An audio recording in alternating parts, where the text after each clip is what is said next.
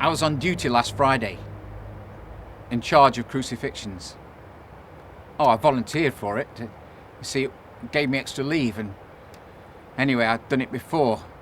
In fact, I'm really quite an expert. Did you know, for example, that there are two distinct types of crucifixion? There's ropes and there's nails. With ropes, you tie them up there and they take 2, maybe 3 days to die of thirst or exposure. With nails, it's a bit quicker and a whole lot messier. And Friday was a nails job. There's another thing folk get wrong. You see, most folk think that the nails go through the palms, here. But of course, if we did that, the flesh would tear and he'd fall off the cross the moment we stood him up. No, in fact, they go in here, above the wrists, between the 2 bones of the forearm.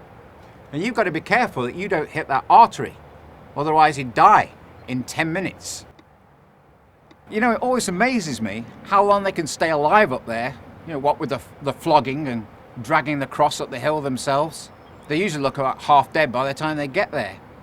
And it's hard work hanging from a cross, because you see, when you're hanging with your arms outstretched, you can't breathe.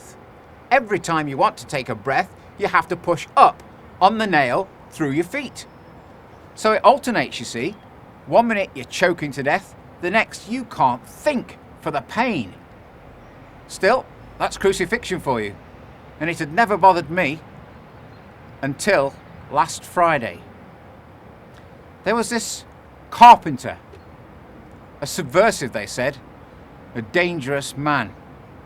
There was supposed to have been something funny about his trial. Well, I don't know about that, but there was something funny about his execution, all right. When we laid him out on the ground to put the nails in, he just accepted it.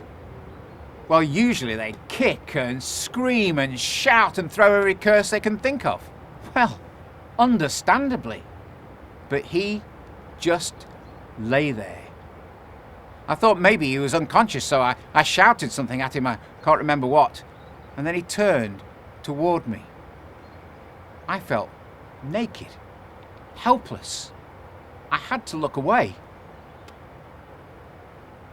I was scared.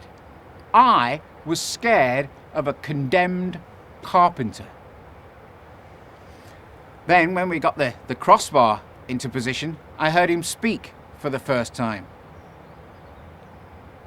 I couldn't believe it. I didn't want to believe it, but you know, I could have sworn he was forgiving us. Why? Why didn't he just curse us and be done with it? I could have understood that. I felt sick. I wanted to run away, but I was on duty until sunset, so I stood, shaking, with my back to the cross. Well, the next thing that happened, about midday it must have been, the sky went dark.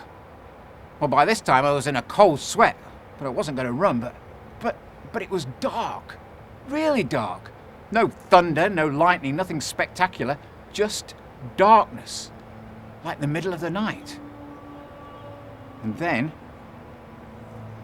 about halfway through the afternoon, the earth began to shake. And then I heard the carpenter shouting above the noise, "It is finished!" Why, I didn't know what I was doing, I didn't know what I was saying, but I fell to my knees and I called out, "Surely he was the Son of God!" Well, the sky cleared. I looked up. I saw the carpenter. He was dead. But now they're saying he is risen, his followers. And you know, I almost wish it was true. But if it is, and even if it isn't, who was he? Who have I killed? Did he forgive me? I need to know.